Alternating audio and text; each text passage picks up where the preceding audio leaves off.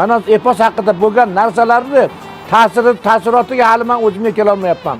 Shunaqangi bir qoyil maqom qildiki, hali bizda bunaqa Manas eposi kelmagan, biror marta ham kelmagan. Biz Manas epos deganda boshqa narsa tushunib yurardik. Mana bugun Manas eposini haqiqiy eshitdik biz.